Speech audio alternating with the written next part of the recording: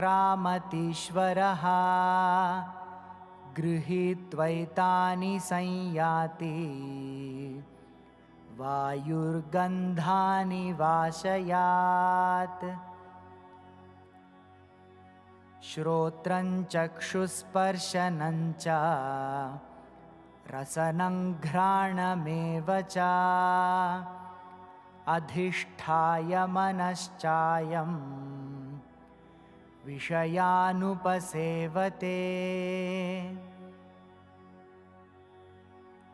उत्क्रामन्तं स्थितं वापि गुणान्वितं विमूढानानुपश्यन्ति पश्यन्ति ज्ञानचक्षुषः। यतन्तो योगिनश्चैनं पश्यन्त्यात्मन्यवस्थितं यतन्तोऽप्यकृतात्मानो नैनं पश्यन्त्यचेतसः। यदादित्यगतं तेजो जगद्भासयतेऽखिलं यच्चन्द्रमसि यच्चाग्नौ तत्तेजो विद्धि मामकम्। गामाविश्य च भूतानि धारयाम्यहमोजसा पुष्णामि चौषधीः सर्वाः सोमो भूत्वा रसात्मकः। अहं वैश्वानरो भूत्वा प्राणिनां देहमाश्रितः प्राणापानसमायुक्तः पचाम्यन्नं चतुर्विधम्।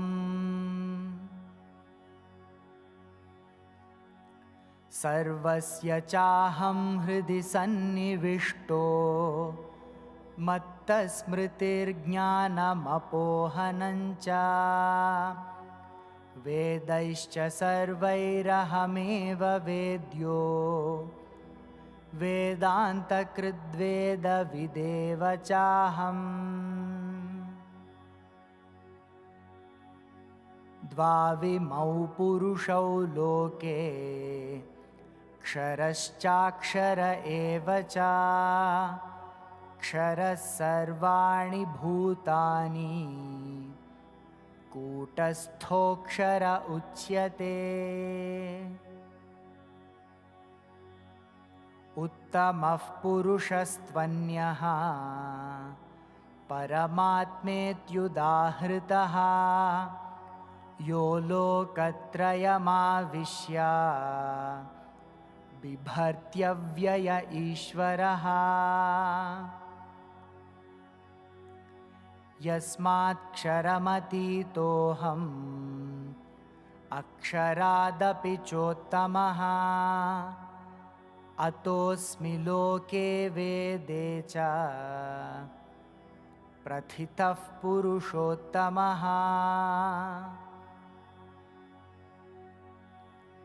यो मामेवमसम्मूढो जानाति पुरुषोत्तमं स सर्वविद् भजति मां सर्वभावेन भारत। इति गुह्यतमं शास्त्रम् इदमुक्तं मया नघ एतद्बुद्ध्वा बुद्धिमान् स्यात् कृतकृत्यश्च भारत। ॐ तत्सत् इति श्रीमद्भगवद्गीतासु उपनिषत्सु ब्रह्मविद्यायां योगशास्त्रे श्रीकृष्णार्जुनसंवादे पुरुषोत्तमयोगो नाम पञ्चदशोऽध्यायः। श्रीकृष्णार्पणमस्तु।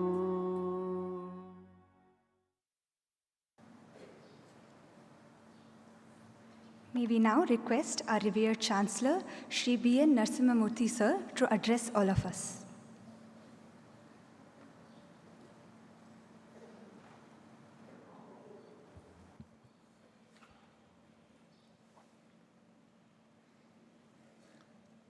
Dearest Sadguru, brothers and sisters and very dear students, boys and girls. Sattvat sanjayate jnanam rajasah lobhameva cha pramada moho tamasah bhavatah ajnanameva cha. This is an important stanza from Gunatraya Vibhaga Yoga, which sums up the nature of the three qualities, Sattva, Rajas and Tamas. As Sadguru explained to us yesterday, Sattva is purity and happiness. And Rajas is passion and activity. And Tamas is inertia and heedlessness. Because the word pramada in Sanskrit, if you look into Sanskrit dictionary, has many meanings. But here, the meaning that's very apt is heedlessness. What it means is a tamasic person will not pay heed to good advice. When good things are being told, a tamasic person is not interested to listen also. Even if he listens and understands, he doesn't want to put it into practice. That is an important quality of a tamasic person. This shloka says, from sattva comes jnana, wisdom and knowledge. And from rajas comes lobha or greed. And from tamas you get pramada moho ajnanam. Ignorance, heedlessness and attachment come from tamas. It is not that any of these qualities are good or bad. It is like saying that this color is bad, this color is good. No color is good, no color is bad. So sattva is like white, and rajas is like red, and tamas is like black. And all the three qualities are there in everyone. This is what yesterday Sadguru explained. But one of those qualities may be dominant in a person, and he gave the examples of Ravana, Vibhishana and Kumbhakarna. And Kumbhakarna, he is the conglomeration of all tamasic qualities. Laziness, sleep, sloth, heedlessness. And Ravana is Rajasic and Vibhishana is Sattvic. We have many such examples from Ramayana. If you take women characters, from the same family of Ravana, there was Tataki, there was his sister Surpaniki, and also there was Mandodari, his wife. And Tataki was tamasic, Surpaniki was Rajasic, and Mandodari was Sattvic. And also among the monkey heroes of Ramayana, Vali was tamasic, Sugriva was Rajasic, and who was Sattvic? Hanuman was Sattvic. Therefore, one quality may be dominant. But yesterday, Sadguru made a very interesting observation about himself. He said, I have a lot of rajas. Means I have a lot of passion for activity. But at the same time, my rajas is driven by sattva and not by tamas. See, that makes a huge difference. Especially when it comes to youth, our students. You have to have rajas because you have to achieve things in life. Rajasic quality is very much required. That passion for activity is very much required. But what is very important is it should be guided by sattvic quality, the sattva quality, and not the tamasic quality. The same thing happened with Swami Vivekananda also. Once Ramakrishna gave him the highest spiritual experience of divinity, and Ramakrishna asked him later, what do you want to do in your life? He was hardly just completed his teens. Asked him, what do you want to do in life? He said, I want to be immersed in the bliss of the Atma, bliss of divinity. Please grant me that boon. Ramakrishna said, no, the key is with me. The key of that experience, your experience is with me, and you are born with lot of rajas because you have to do a great lot of work. Therefore, you are filled with rajas, but rajas of Vivekananda was always guided, inspired by sattva. We have similar characters. To give you two examples again. Both Vali and Sugriva had lot of rajas, but Vali's rajas was guided by tamasic considerations, selfishness basically, and Sugriva was guided by sattva. That is why Sugriva took to the side of Rama, whereas Vali fought against Rama. That is heedlessness. It is not that Vali was not advised by Rama, but he did not pay heed because his rajas was only prompted by tamasic qualities. Similarly, we have in Mahabharata, Duryodhana was full of rajas, and so also Bhima was full of rajas. But Bhima paid heed to Krishna, whereas Duryodhana did not pay heed to the advice of Krishna.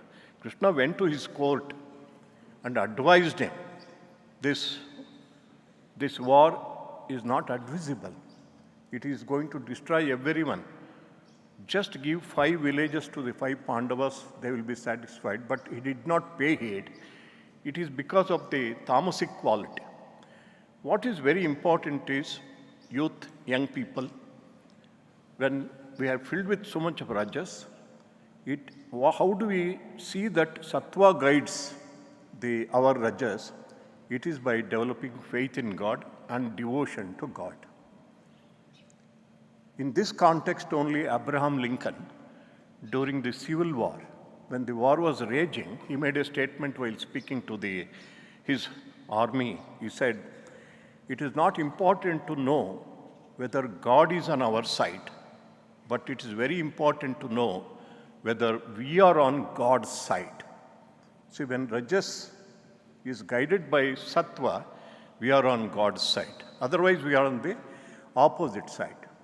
Also yesterday, Sadguru told us how to become a gunatita, how to transcend the gunas. It does not mean that you get rid of all the gunas. That is never possible. It is only to see that these gunas do not control us, but we control the gunas. And how do you achieve it? He also gave a very simple way to achieve it.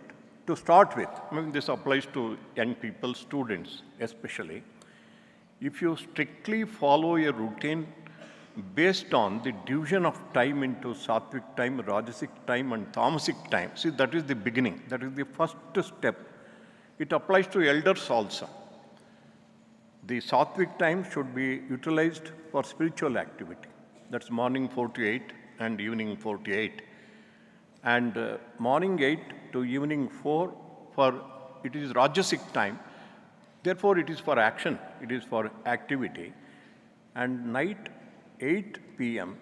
to 4 a.m. is tamasic time. That is the time when we have to take a rest.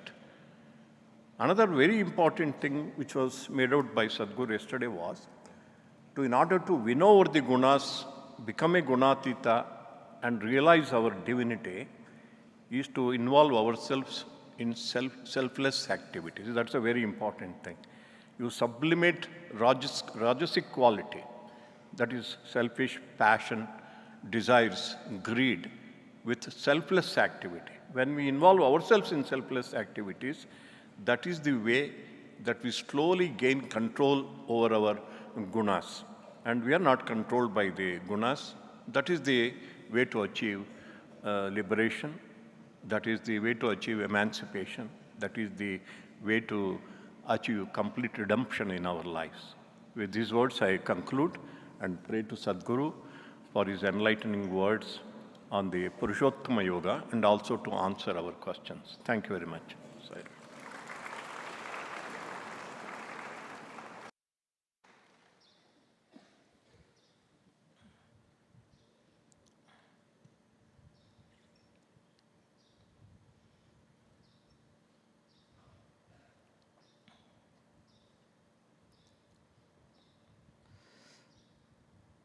As it is very common in our scriptural compositions, that they will tell you why should you read that scripture, or why should you chant that stotram, or why should you repeat that mantra, what are you going to get out of it?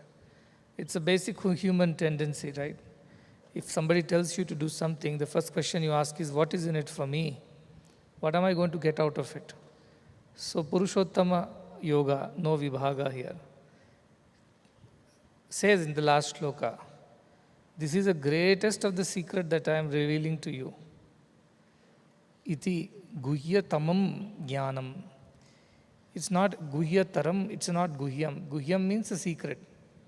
Guhyataram means a very highly kept secret. And guhyatamam means the supreme secret. Again and again Sri Krishna tries to tell that this is the supreme secret that you must know, that I am telling you out of my love for you. And what is the secret? If once you know it, what happens?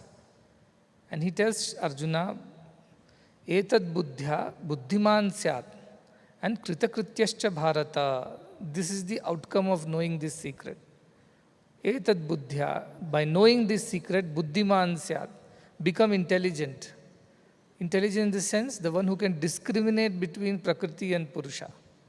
The one who can understand this is all play of gunas and I am the actual indweller, the real enjoyer of everything that is happening. Yet I am not entangled or I am not stained by any of these things that is happening. I remain pure.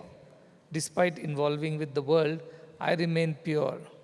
Once you get to know this, buddhiman syat, become intelligent like this, what will happen? Kritakrityascha bharata. It's a very powerful term. Kritakrityascha bharata means you are done with all that you needed to do. We have plenty of things to do, right? We have to study, we have to teach, we have to earn a living, we have to learn Bhagavad Gita, and we have to pass the exam that is going to come at the end of Bhagavad Gita. All this needs to be done. But Sri Krishna says, once you know this difference between the Prakriti Purusha, in fact the Purushottama, and you know who you truly are, you will become very intelligent, very capable, and there is nothing more needs to be done by you in this world. All that needs to be done and achieved has already been done and achieved, provided you come to know of this knowledge. I mean, this is all that needs to be known, knowing which everything else gets to be known, doing which everything else gets done. You will say, no, how can everything get done just because I know this knowledge that I am the supreme divinity? Because then you realize that everything is happening by that great supreme divine will. You are simply a witness and an instrument. You will never feel the doership, so there is nothing to be done. And you will never feel the enjoyership. All that will go to the same idea of Purusha. You will be acting in the world. You will be busy doing whatever needs to be done in the same way as it's been explained. You will conquer the tamas with rajas and rajas with sattva and use all the three qualities as it is needed at different points of time to do different kinds of works. Yet you will never feel that this is you who is doing it and more needs to be done by you, and that anxiety, that desire, that apprehensions, all these will disappear. So you simply wake up with every sunrise and just be available to the divine and resubmit yourself to the divine, and the divine start operating through you. It speaks through you, walks through you, talks through you, smells through you, tastes through you, it feels through you, it emotes through you, it works through you, it achieves through you. You never feel that you are dragged into this doing and enjoying business.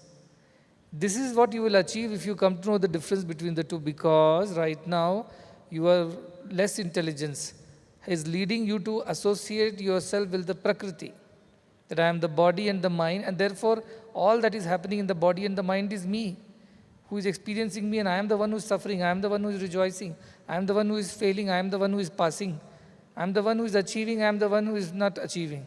Everything you are associating yourself with is the Prakriti part of you, and unfortunately you are not able to discriminate and withdraw from this idea that you are the Prakriti.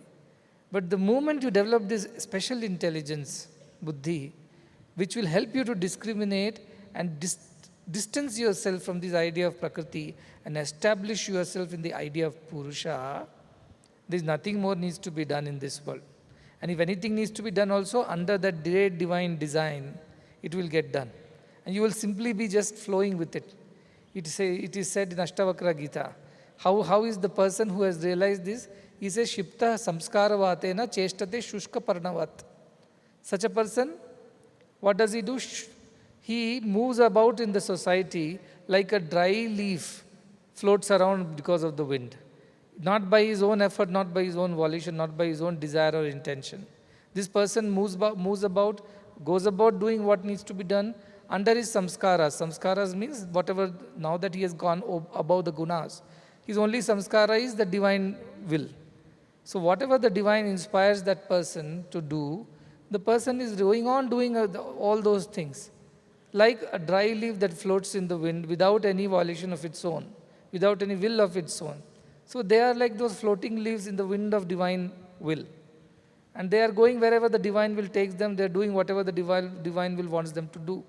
So whatever comes out of it also, they leave it to the divine as the divine will, and they are never affected by it, they were never touched by it, they were never stained by it. This is the achievement that you will have once you know the difference between Prakriti and Purusha. Once you know that all the Prakriti is basically your gunas. Once you know that all these gunas are needed to do the work in the world, by whom? By Purusha only. And who are you in this whole process? Are you the Indriyas? Are you the Vishayas? Are you the gunas? Are you the karmas? Are you karmabhavas? Buddhi, ahankara, avyakta, panchabhutas? What are you? None of these you will say. I am the Purusha. Purusha means the one who resides within. Pura means a place. And Shaya means the one who stays. Like Chikkaballa Pura, Doddaballa Pura. That Pura word comes from that, a place. So the real Pura is this body in which the Bhagavan, in the form of the Supreme Self, that consciousness resides. So you are also Purusha. You may say, no, I am a Stri in the sense, I am a female. But Purusha generally is used in Sanskrit as to define male. So if you go to a place, this Q is for the Purusha, means male, men, and this is for the women, Stri. But the true Purusha is only one. The same Purusha exists in all. Whether you are a woman or a man, a dog or an elephant, a bird or an ant, the same Purusha remains. Not just that, the same Purusha also lives in the inanimate objects. The ones like the table and the chair and the ground and earth and stones and rivers and everything. The same Purusha resides in that also. How? In the form of that supreme consciousness. So this is the idea. That once you know this difference and you are able to establish yourself in the idea that you are that Purusha, the ultimate consciousness, and Prakriti is just an instrument of that Purusha to do what needs to be done. You get detached from the idea of doing and enjoying. So everything gets done. For a Jnani, things get done. For a Jnani, things happen. Jnani does not do anything. Things happen through the Jnani or to the Jnani. Jnani does not enjoy anything. He is simply unaffected, untouched by everything that is going around him. As if in a capsule, in a bubble, which can never get affected by what goes on. So this kind of a special shield of knowledge is around this Jnani, which makes this Jnani totally unaffected by the circumstances and situations, whatever is going around. This is what you will achieve. And then this idea of doing more, achieving more, and enjoying more, all these will disappear from your mind. You will be super busy, yet you will not be affected by any of these things. That is what Mundaka Upanishad, this is how you become the best of the Brahmavidas. Best of the knowers of Brahman are who? They know that everything is consciousness, including what I am, what they are, what everything is. Prano hi esha sarva bhutair vibhati.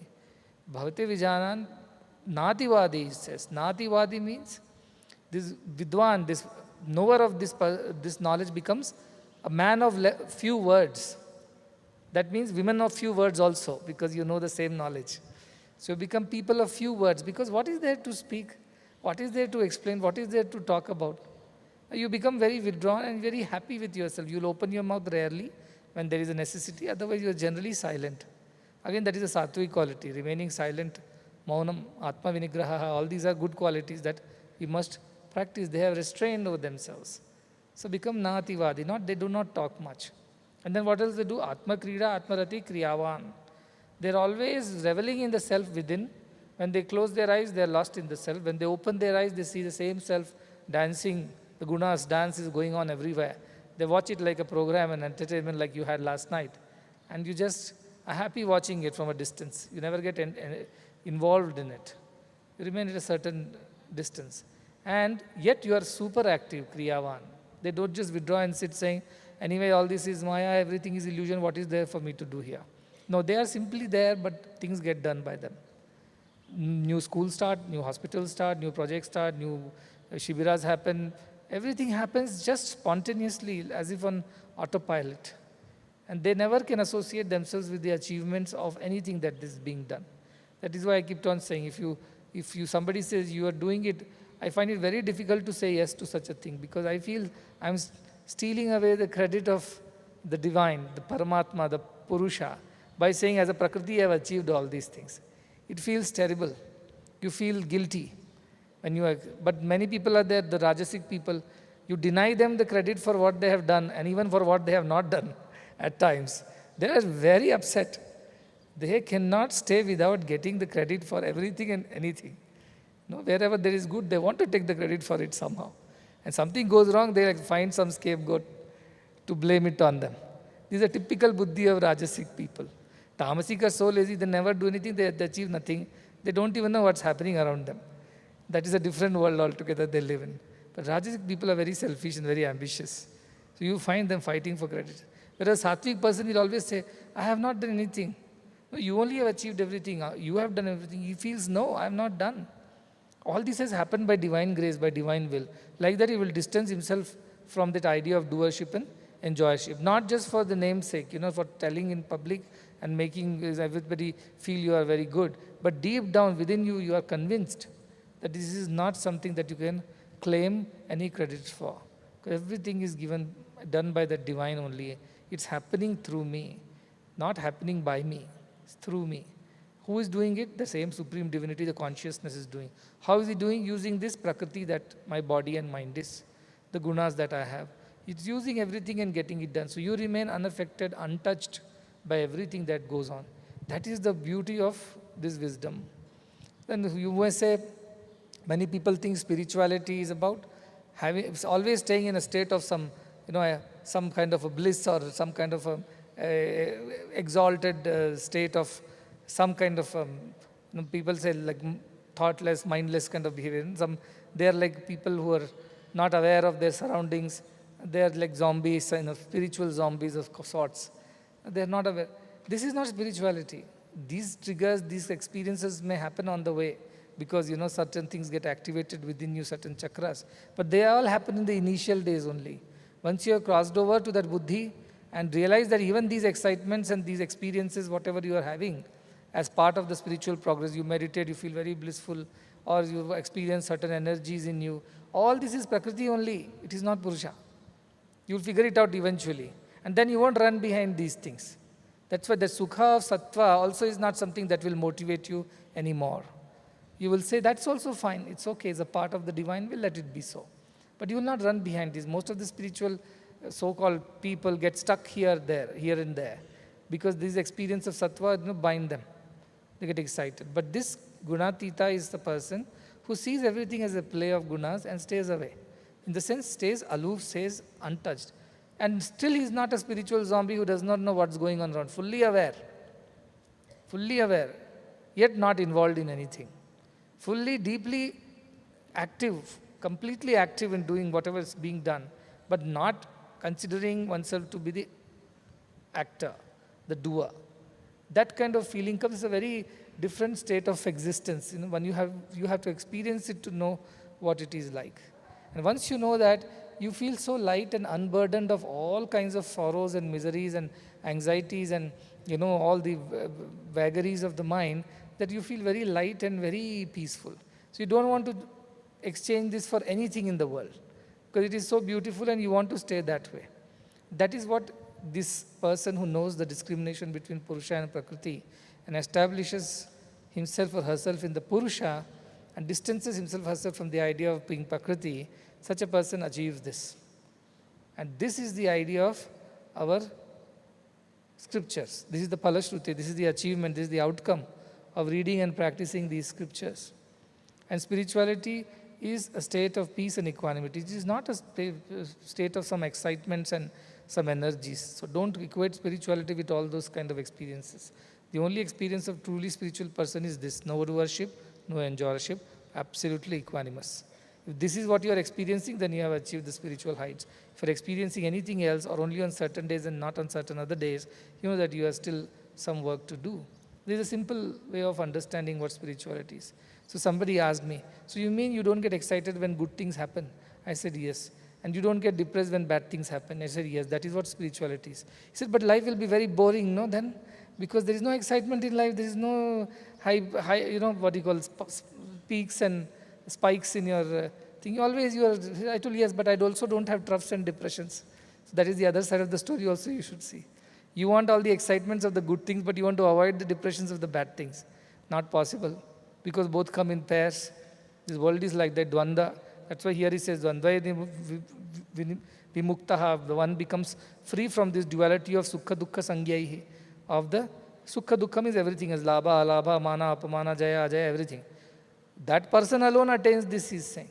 So you want to be spiritual so that you can always be happy and never be sad. That is not the definition of spirituality. Spirituality's definition is you will neither be happy nor be sad. Call it eternal happiness, up to you. Call it eternal avoidance of sorrow, up to you. Whichever way you want to present the idea. But the true spirituality is neither happiness nor sorrow. Dukkham is not there, sukham is also not there. You are beyond both. So what is that state beyond sukham and dukkham? Absolute equanimity, absolute peace. Does it sound boring? You have to come and know for yourself.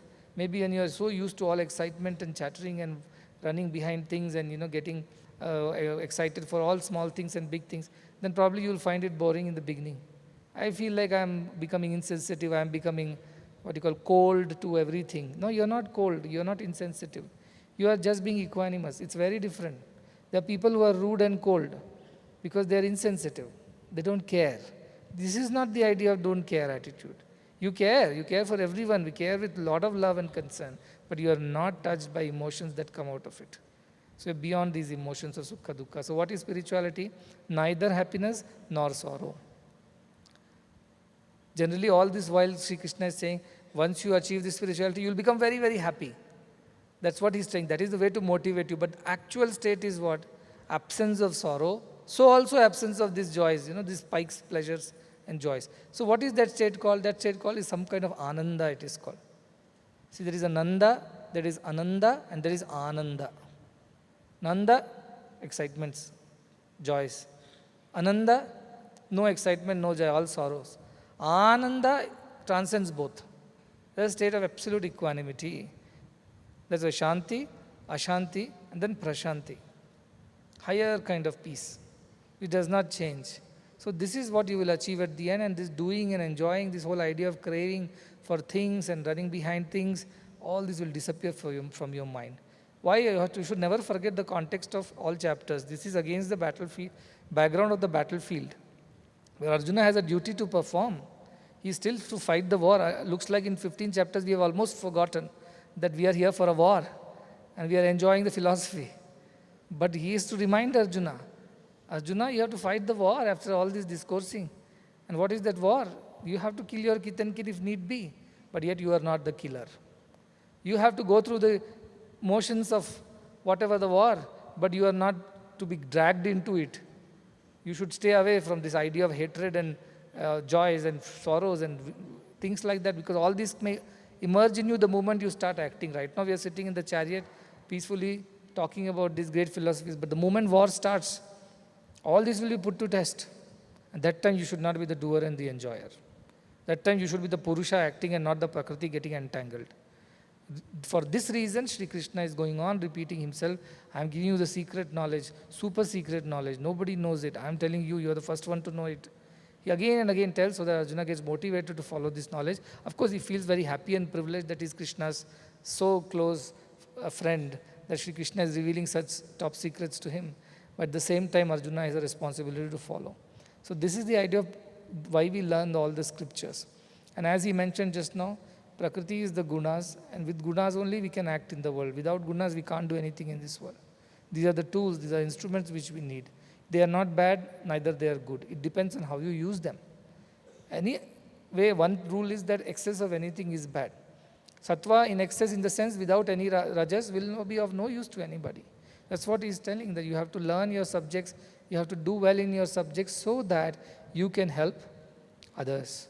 For that sake, rajas is required. And to maintain your body and your rest, you must have some tamas also, but in certain proportions.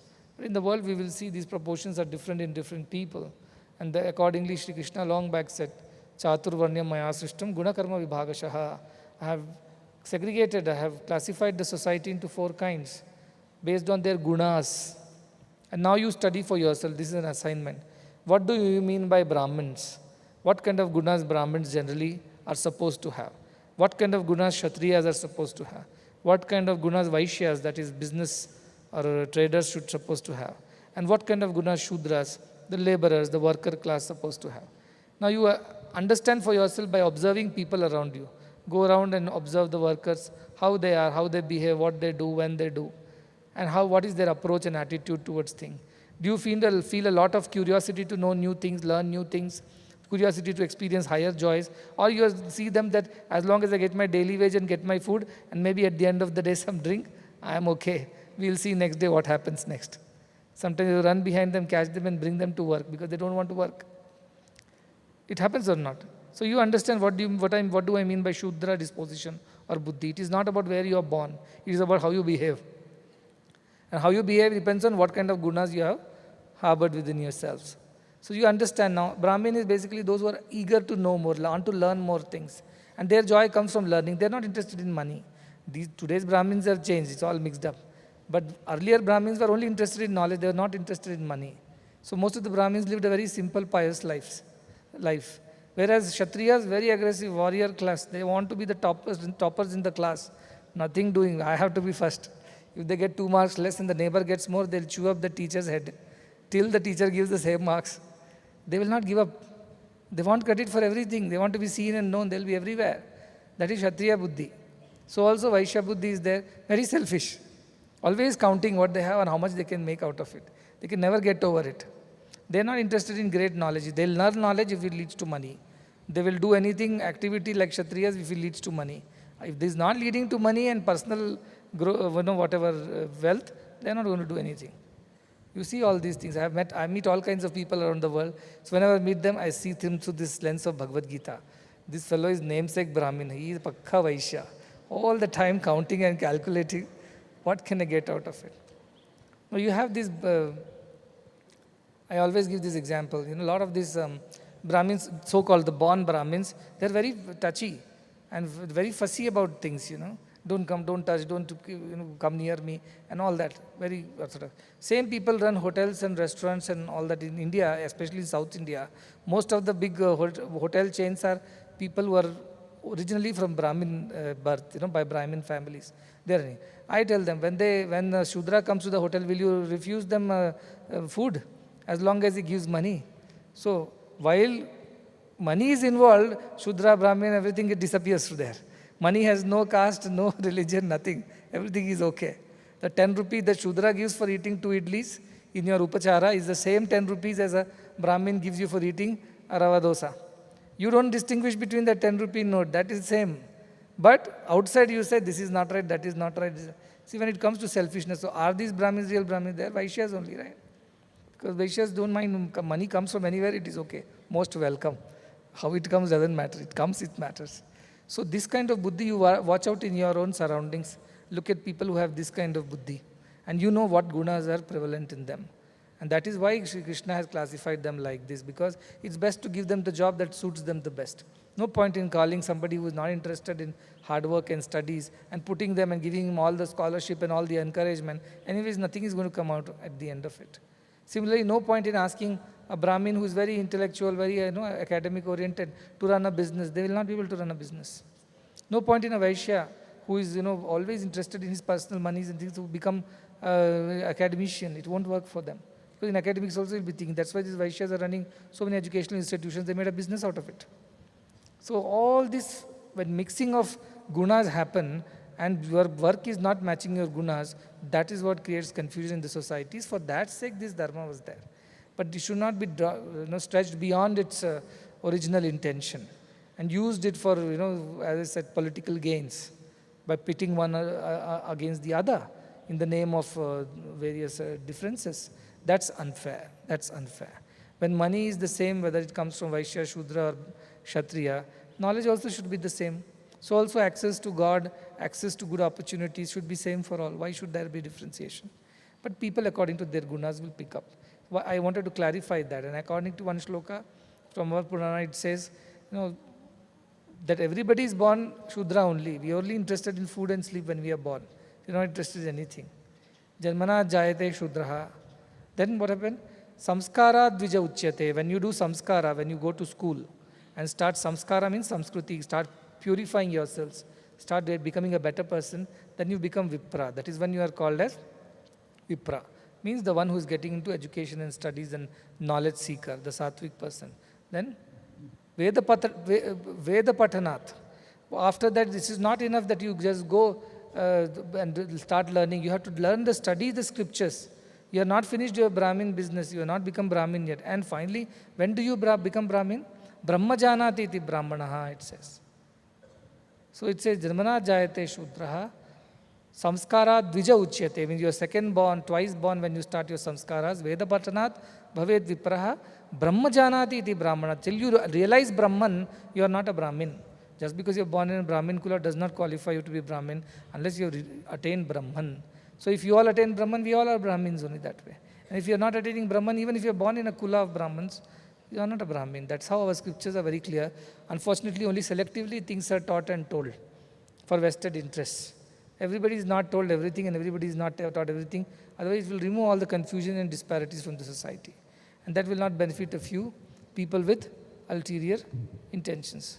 So, but our scriptural truths are very clear. Gunas are only the qualities which help you to do your work, and everybody is born with certain qualities. You can improve upon them. You can always improve, and a very tamasic person can become a very rajasic to a very sattvic person, and even atita beyond this. Valmiki was born a hunter, so to call Shudra, because only job was kill and eat, or loot and eat. But then slowly he came in touch with Narada and learnt about the great truths, and slowly he became sattvic, a rishi, and transcended the gunas. So this is possible. So also Vishwamitra, sage Kaushika, King Kaushika, who eventually became Vishwamitra. So there are plenty of examples where people have changed or transcended their gunas and ultimately become one with the divine by constant good company, very important. Good company is the beginning and the end of spiritual progress. Start with good company, that's how your progress begins. So be with the people with good gunas, pure gunas. That will help you also to purify yourself. With that, this chapter is very philosophical and also very poetic. Purushottama Yoga. It's not about Purusha anymore. The best of the Purusha now we are talking about. You know what is Purusha, which is not Prakriti, you will say. What is Prakriti, which is not Purusha? No. Purusha is that one which resides within all that is. And it is the supreme consciousness that energizes, empowers, and makes everything happen. But there is Purushottama. Now what is that Purushottama is this yoga is talking about? It is the concept of the electricity in the bulb is the Purusha, the Jiva. And the whole electricity in the whole circuit is Purushottama. This is the concept, this is the idea. So what is Kshara Purusha, Akshara Purusha and Purushottama? Again Sri Krishna introduces. Kshara Purusha is the bulb. You just not told Kshara Purusha cannot be bulb. Why? It is Prakriti. I said yes, but Prakriti is come out of, it's a modification of Purusha only. Prakriti is also modification of Purusha. And further modification of Prakriti is all that we experience, gunas and other things. Because Prakriti is a modification of Purusha, it is called Kshara Purusha. Kshara means that which decays. Once you die, your body decays and gets destroyed. But the body was alive, or body came into existence from the one original source, one energy that changed into matter. So the matter form of that energy is Kshara Purusha, that which decays. What is the other Purusha? Akshara Purusha, which is does not decay, which is the consciousness within you. But at this point of time, you call it as Jiva, my consciousness. Somehow that consciousness feels like divided. Avibhaktam cha vibhakteshu, it says that though it is considered as divided, it is not divided. But when it is considered as divided, like each one of us has our own consciousness. Each bulb has a little electricity of its own at this moment. At this time, if you click a picture of, or you stop the time, freeze the time, at this moment there is some electricity trapped in that bulb. That feels like the Jiva, which feels like a divided electricity. It is not true, but it appears to be so. That is called Akshara Purusha. And the electricity which runs everywhere all the time without any distinction, discrimination, which is the ultimate truth, that is called the Uttama Purusha. This chapter teaches you about it. Don't get confused when people say, what is Shara Purusha and what is Prakriti? Don't get confused. Both are same only. It's being said in this way. That Purusha which modifies into Prakriti and brings forth the matter part of the creation. That is called Kshara Purusha. That which is the energy part of the creation but seemingly a divided form. That is the Akshara part of the Purusha. And that which undivided consciousness which connects everybody, which is the actual reality, that is the Purushottama. That is our Paramatma it is called. So it is called Prakriti, Jivatma and Paramatma. That is the concept.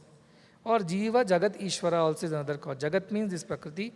Jiva is that individual consciousness. You feel it is individual. It's not so though, but you feel that way. And then you have the ultimate consciousness, which is the Ishvara or Paramatma. So these are the three new concepts in Purushottama Yoga Bhagavan introduces. These are all mostly academic purposes. In some scripture, if you read something like this, don't get confused. I didn't read about Kshara Purusha at all. We didn't learn about it. It's out of syllabus. No. It is another name for Prakriti. This is another name for Kshetra. So don't get confused. That is why this also should be known and taught to you at this point in time. Here Bhagavan starts with the concept of an upside down tree, an inverted tree. Again, don't take it literally. This is a Gita. It is a poetry. And poetry has its own imagery. Poets are lotus eaters. They can write whatever they want, whatever they feel like. So this is what poetry does. Bhagavan is a poet. Kavinam Kavi. He's the poet of all poets. So his poetry, his imagery of this world is like a tree which is upside down. Urdhva Moolam Adashakaha. His roots are up and the branches are down. No tree grows like this. All trees always grow from down to up. They take the nourishment from the soil and then they grow upwards. We all grow in different ways, right? Animals eat from front and grow backwards. Plants eat from down and grow upwards. We eat from top, grow allwards. But Bhagavan says, how did this whole creation come into existence? It came from that which was Urdhvam, which was right on top, right in the beginning. When we say up or Urdhva, whenever we say Bhagavan, whenever we pray to Bhagavan, where do we look and pray? We look up, right? We think Bhagavan sits on top. Because we Udasina, Avadasina, it says last time, something which means you are Ut-asina. Ut-asina means you're sitting high up there. So the idea of up or highness is associated with something which is supreme. So when you say Urdhva Moolam, from the supreme, this tree has begun. Which tree? The tree of this Prakriti. What all happens over there? The roots are up, which nourishes, because ultimately the energy is the one which started the whole thing, the supreme energy in the beginning. And then slowly, from there, Prakriti formed, the gunas started coming. So it says this tree is nourished by these gunas. Gunaha, pravradha. All the gunas that are there, they keep nourishing this. As long as these gunas exist, this tree will keep growing. What is this tree? Your life is this tree. How it grows? It begins from God, but then entangles in guna and then starts growing downward. Downward means from the higher ideas to the lower ideas it grows. From the supreme idea of being purest of the Purusha, the self, it grows into the idea of I am a jiva stuck in this body, I have these desires, I have so many things to do and fulfill. So this is the idea that you yourself are growing this way. And then what happens as you grow down, you have leaves also on this tree. Leaves are the Vedas, Bhagavan is saying Vedas. Because by looking at the leaf, you will know which tree is this. A people tree leaf will look like a people. The moment you see the leaf, you know, this is people tree's leaf. This is, so you have this exercise also in classes, right? They'll give you leaf and you have to identify the tree or something, or whichever species of the tree that it is.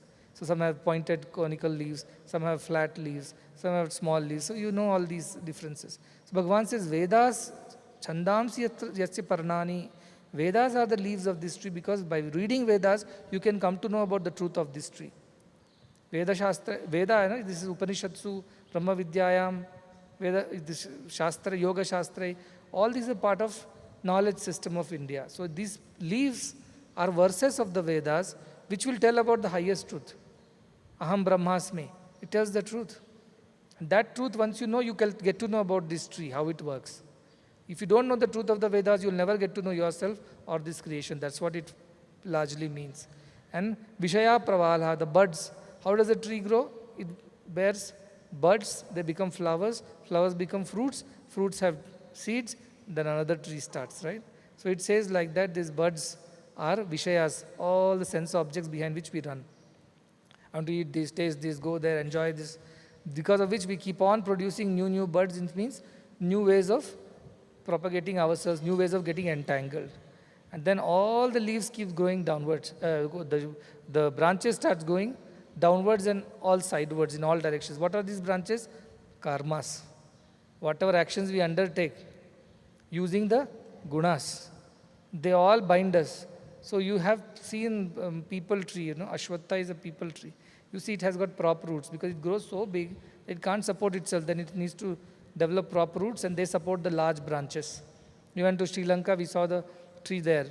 The tree had been brought from, a small piece of, or branch was brought from Bodhi Gaya, that tree under which Buddha sat. The same tree has been established in Anuradhapura in Sri Lanka. And that has grown now, it's quite old. And it has grown branches and it did not have prop roots, so they had to put steel columns to support its branches. So it grows a special roots called prop roots. So what this tree does is, since it's going upside down, its prop roots are all going down. Where do they go? They go and get stuck with the world, they say. World means worldly ideas. So karma and karma prabhavas are the one which bind us to the karmanubandhini manushya loke. How are we bound to this world, this idea of this world? Because of our actions. So you say this is karma bhumi, karmas have to be done, right? How can you escape actions? I said, no, you cannot escape actions. You have to do actions. But actions that do not bind you, actions that liberate you. What are the actions that liberate you? No doership, no enjoyership liberates you. Doership and enjoyership binds you. So that kind of action. So how do we get rid of it? Sri Krishna says, Asanga Shastrena, by the acts of detachment. You can cut all these attachments of the branches or the prop roots which are getting you stuck in the world, your actions and reactions that are getting you stuck, cut them off with one thing, which is detachment. With the detachment, you can free yourself. And you want to know what is the origin of this whole thing? Keep following the tree back. You are stuck with the roots or whatever, the prop roots and the branches, go back up the trunk, then finally you will reach the roots. Oh, gunas are the reason why I am stuck in this world. Then go beyond where these gunas have come from. Go further, it all is emanated from that Purusha only. Everything is modification of divine. Like that you will reach this. It's called Tat Parimargitavyam, it says. Follow, trace it back to its origins. I always give this example, right? When you do something and get into trouble, you did something and then you got into problem. Now you study, how did I get into this problem? You go back, I did this. Now, why did I do this? Because I did not know this will get me into trouble. Okay, the next time I should know I should get into, not do this. Suppose you knew that you should not have done, still you did it, then you go further one step back. Why did I not choose to do the right thing? Why did I choose to do the wrong thing? Then you go back, I was tempted to do this. Why did I get tempted? Because I have this tendency. Where did this tendency come from? Because of my habits of the past where I have done these things many times, I get tempted again and again. How did I develop this habit? First time I met one bad fellow, he taught me these bad things. After that I got into these bad ways. How did I meet the bad fellow? First time when I met him, I could have avoided him, but I did not avoid him. So I got into bad company and then I learned bad things. So like that you keep tracing back and you will find the origin of how this whole trouble came to you. That is called Parimargitavyam. Go back and find the root cause of it. And that is what Bhagavan is saying. When you study this tree, where you are stuck with the karmas, where you are stuck with new ideas, new desires like the buds and the flowers, Where you are unable to get out of it, trace its origin all the way back to Bhagavan only. And that is the idea of spirituality. That is the idea of elevation. You keep going up and find the roots, and roots are in Bhagavan only at the end. He only started this whole game. Some people say he shouldn't have created this world. He would have saved himself trouble and us also some trouble. I said it is never a trouble for Bhagavan. It's like mother giving birth to a child. Is it a trouble for mother? Physical inconvenience might be there, but that's not a trouble. For a mother, it's an expression of love. This world is the expression of God's love. The one who sees it like this doesn't find any trouble in it. But when the child is born, sometimes the child may trouble the mother after birth. Like that, sometimes this world troubles us, troubles God. So mother has to set right the child. Like that, Bhagavan comes and sets things right.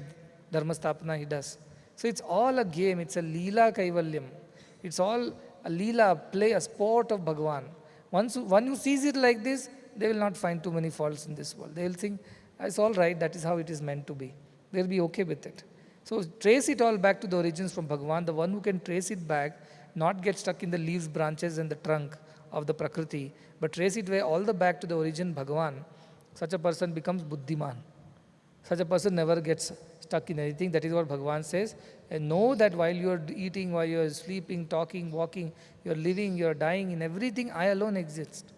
Everything else is just the movement of pictures on a screen. That's all it is. Nothing else. That's why it's Aham Vaishvanaro Bhutva. Praninam Deham Ashritaha. I am there in all the beings as Vaishvanara, as that energy or hunger. Fire. Vaishvanara means fire. But that what fire? That which maintains our temperature. If the temperature goes down, we are dead. Temperature goes up also, we are dead. We have to be maintaining our temperature, right? 98.4 degrees Celsius, right? Our Fahrenheit. Science student. You don't know your temperature? Yeah, so what I am saying is that you have to maintain your temperature. If you don't maintain your temperature, you are dead. So Bhagavan says, I am the Vaishvanara. It means I am everything within you which keeps you alive, which keeps you healthy, which keeps you going. If I am not there, everything will stop. Like if electricity is not there, all this will become dark. No use of the bulbs, the sockets, the wires, everything. All this is gone, just if electricity withdraws itself. Like that Bhagavan is the one who sustains us. This is what he is explaining over here, that I am the one who truly is in you, who is experiencing everything. But I am not getting entangled with any of these things. This is the idea of this whole chapter. There are many shlokas you can study for your own interest. But the essence of the chapter is, this whole Prakriti has come from Bhagavan only. Gunas are the reason, the root cause of this Prakriti. Gunas lead to the trunks, leaves, branches and everything else. By studying this tree deeply, by studying the Vedas and Upanishads and scriptures, you can come to know how to get rid of it. And the only answer that it gives is Asanga Shastrena, develop detachment. How do you develop detachment? Knowing it is not real, you develop detachment. If you think it is real, then you will develop attachments. Knowing all this is, at the end, all this is not going to be of any use. You will develop detachment.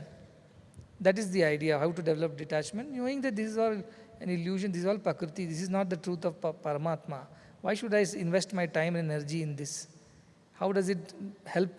It doesn't help, so we will not invest too much of our time and energy. This is how you can develop detachment from everything, and you invest your time in contemplating on the higher truth. You become Buddhiman, and that's how you redeem yourself. And Kritakrityascha Bharata, be done with all the doing and enjoying in this world. This is the main cause of Karmani Bandhini. It binds us to this world. Get rid of this idea of doership, enjoyership. See yourself as Paramatma only, not even as Akshara Purusha or Akshara Purusha. Go beyond that to Uttama Purusha. That is what our original nature is. We appear to be distributed in so many ways and forms, but that's not the truth. It's like one screen. On that screen, everything is playing. Right now on the screen, you can see the lingam, you can see that silver ornation, you can see the chair, you can see me, and you can see the mic. All this is part of that screen. Screen is in everything. Isn't it? In every of these objects that you see, the screen is present. But screen is not seen. But can you differentiate, say, no, that screen belongs to the chair, this part of the screen belongs to the lingam, that part of the screen belongs to me. It doesn't work. When it feels like that, that is what is called as Akshara Purusha. It feels like it's divided into all these things. What is Shara Purusha? The pictures are Shara Purusha because they're appearing because of the screen, but if the screen is not there, they cannot appear. That is Shara Purusha. And what is Purushottama? The pure screen without any pictures. That is Purushottama. And you look around and find examples like this. The space is there. That can be one example. The space inside me and the space outside me. Is it the same space or different spaces? Same space it is. But when it is inside me, I call this is my space of my body or the space inside Premamrutham hall. When I break the walls, all space is one. So the space outside everything is highest, Purushottama. The space inside the Premamrutham hall is divided space. So it is Akshara Purusha. What is Shara Purusha? That with which all this matter is made. All this matter is also space at the end. But when it is solidified or it forms into atoms, molecules and elements and things like that, it becomes bricks and wood and everything else. But that also is space only in another form. If you destroy all this, it will become space again. So like that, this is Shara space. So we have to think with examples around us what is available and contemplate on them. Contemplate on them. Contemplation is very important. If you don't contemplate, you will not understand any of these things. And because these are very deep Advaitic concepts, so you need some time to digest this. Don't just listen and say, I have understood and I can write. Akshara Purusha, Premamrutham Auditorium. Doesn't work like that. You'll get it all wrong. Idea, you have to get the philosophy of it, okay? So you have to contemplate. I'll ask 2-3 questions I can ask.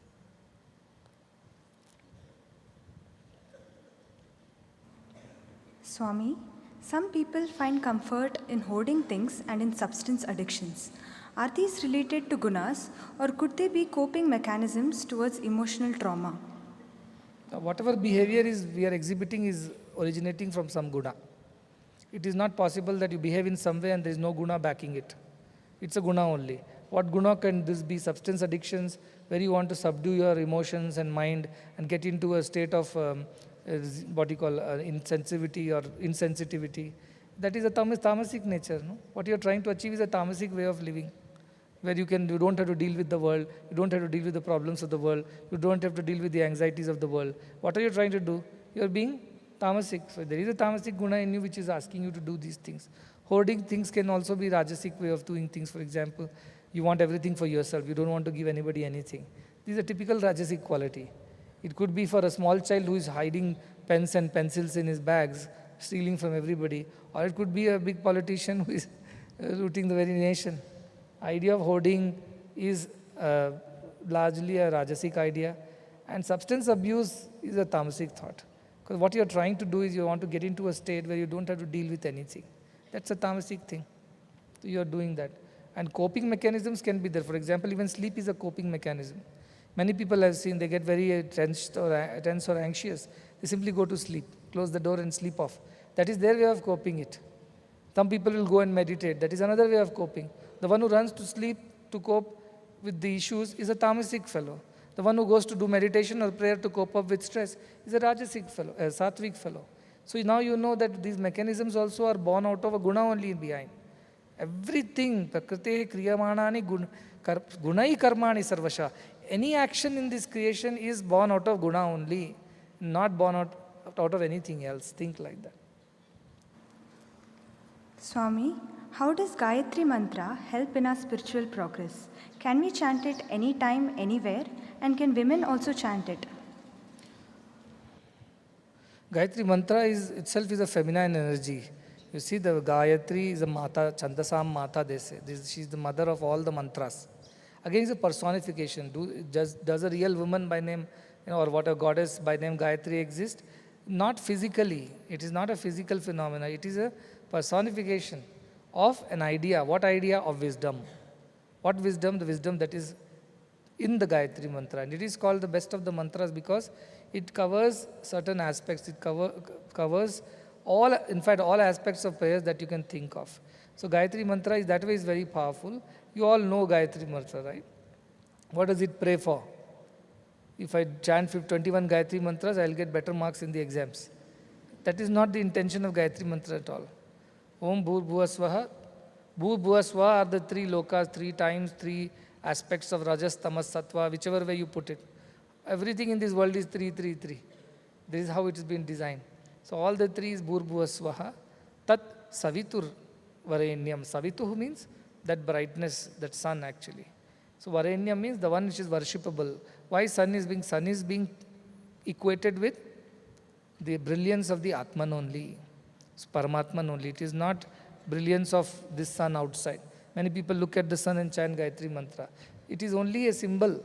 But what you are trying to infer from this is this Prakashmat, what we said, Swaprakasha Atmana is there. Even in this Purushottama Yoga it says, Na tat bhasayate suryo na shashanko na pavakaha.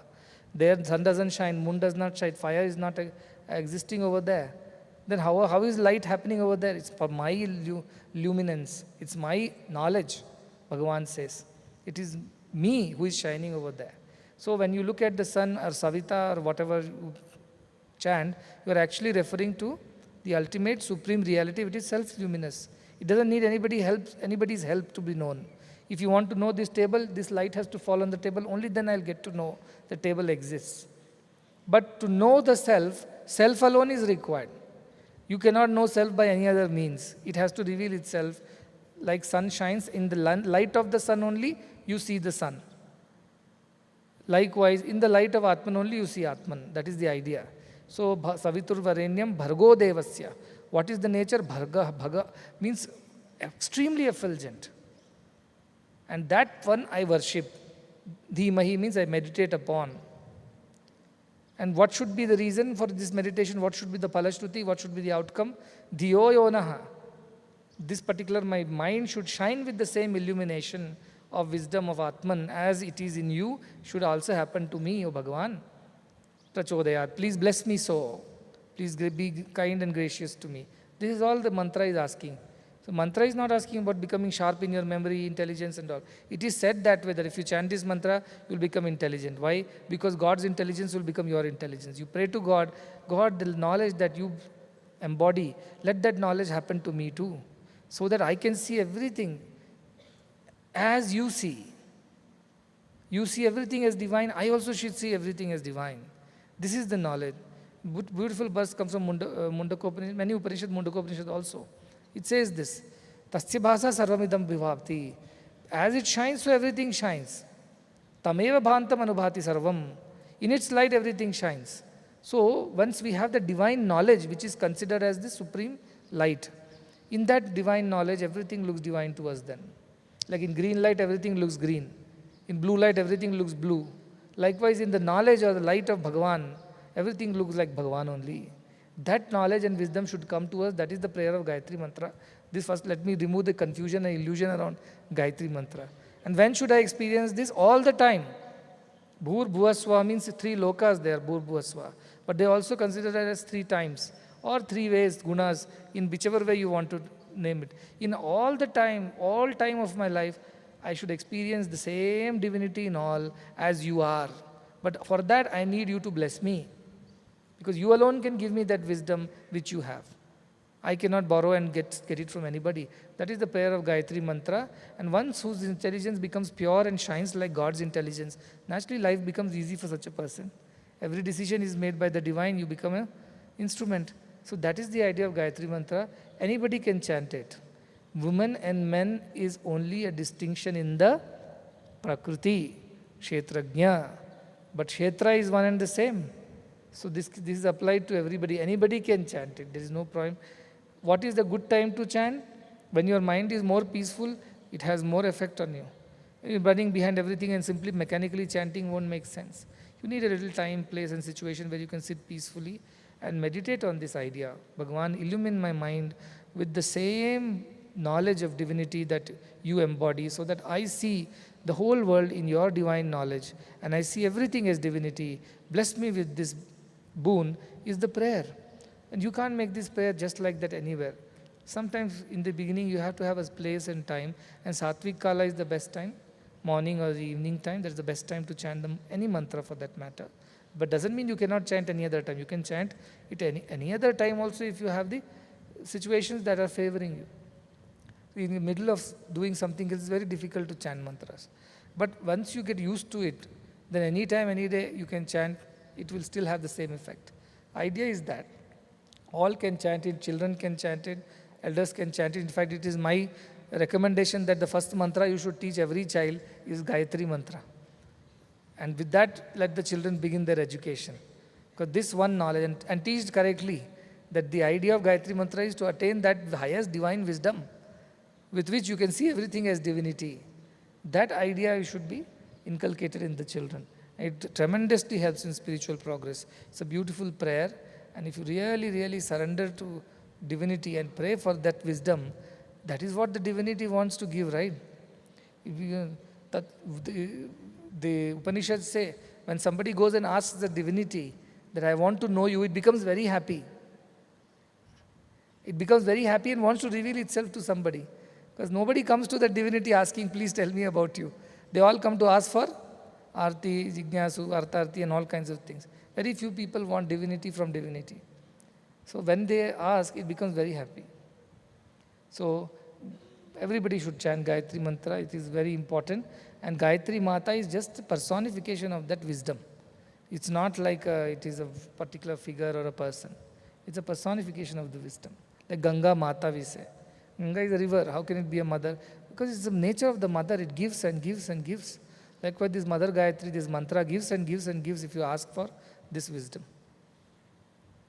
Swami, you have been encouraging us to transcend names and forms. Having always prayed to never forget you and to always be with you, who or what should we turn to when we leave this body? Turn within.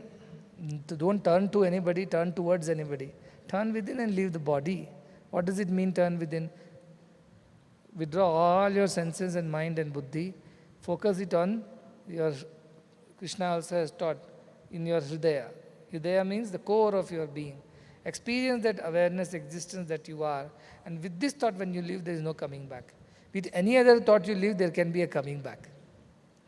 Imagine, if last moment you think of me, you'll end up in Muddenahalli again.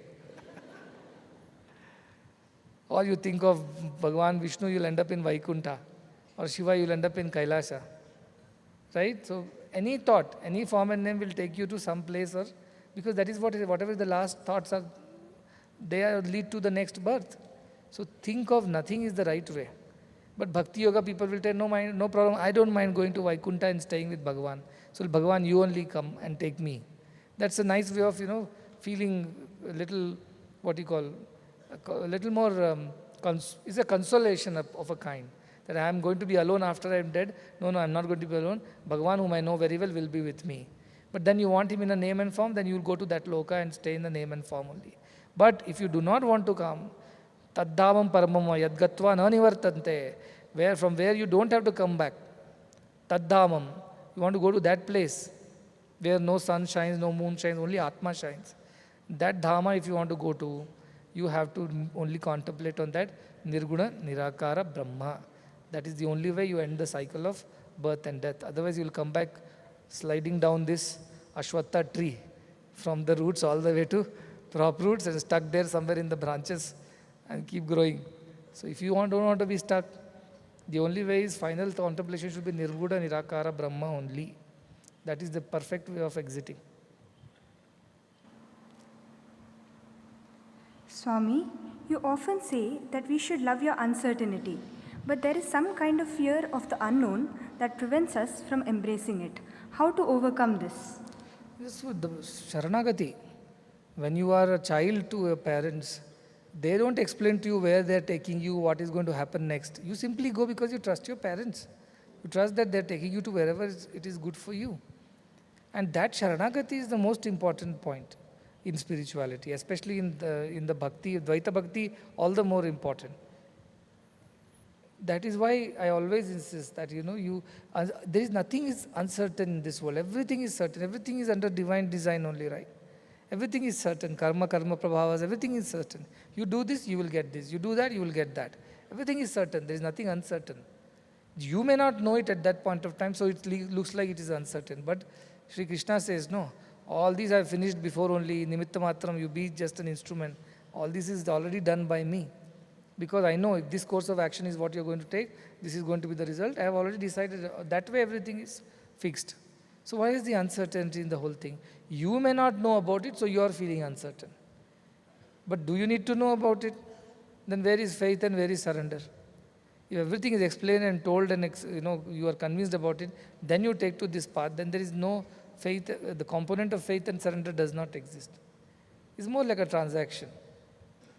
So this is not some holiday trip you are taking that you call up your tour guide and ask where we are going, what time will be where, and what are we going to eat, where are we going to stay. Only then I will come on the trip. No, with Bhagavan you should be available to go. He says, pack your bags, let's go. You don't even open your mouth and ask where and why. You just say, let's go. And then go with him, enjoy whatever he is showing you. So this uncertainty is only in the mind which wants to be in control of everything. Once you have surrendered to Bhagavan, this idea of uncertainty itself does not arise. Okay, so that is how you embrace it, and that does not allow you to be fearful at all. In fact, you will be joyful. You will think, oh, Bhagavan is going to take me. Wherever he takes me, it will be a good place only. Whatever he does with me will be good things only. So why should I worry? I should be rather worried when my mind is deciding things for me, because you cannot trust. But I can trust always Bhagavan and go. If you are surrendered, there is no uncertainty. Surrender is the best way to embrace it. But today it's enough. You have to also have your lunch and come back.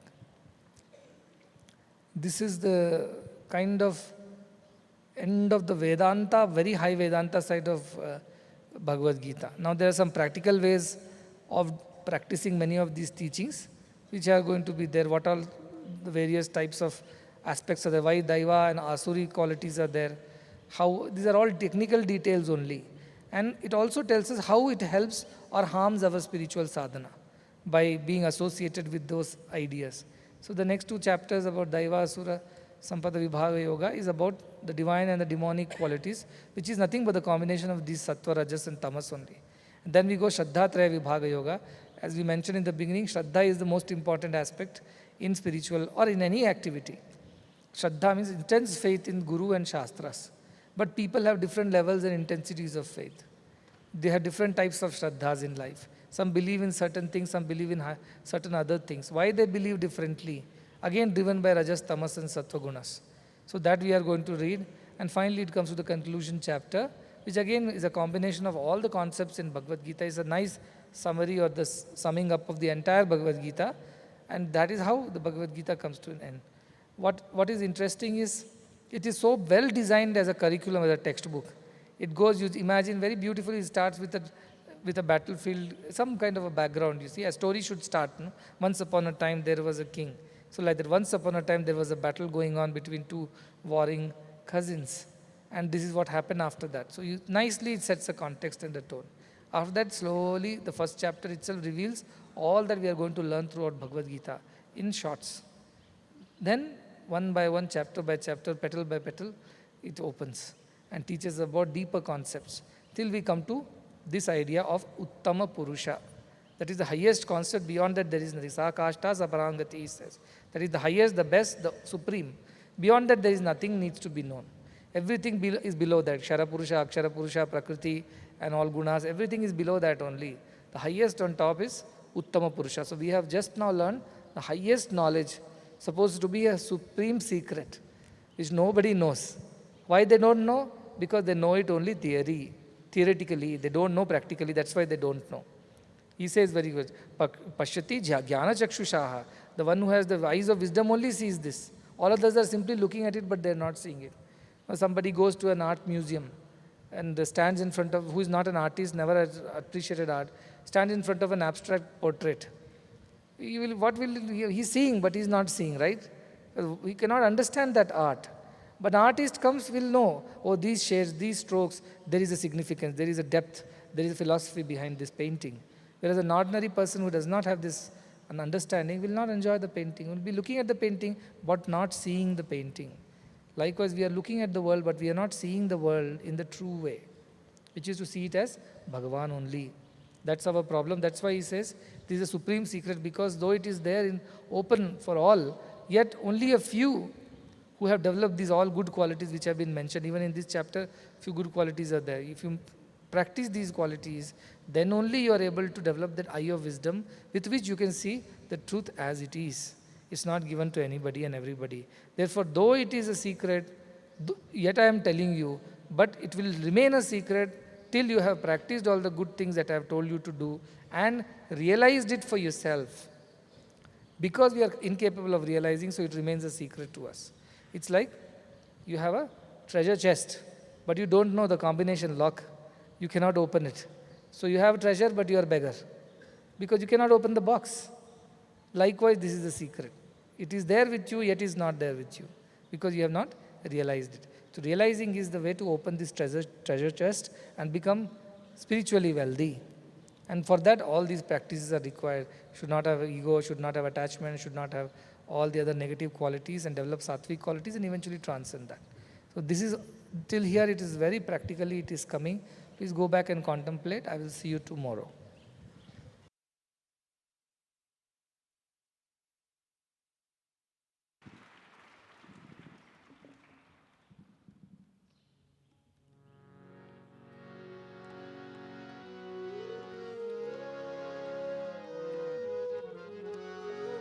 ॐ जय जगदीश हरे स्वामी सत्य साई हरे भक्त जना संरक्षक भक्त जना संरक्षक पति महे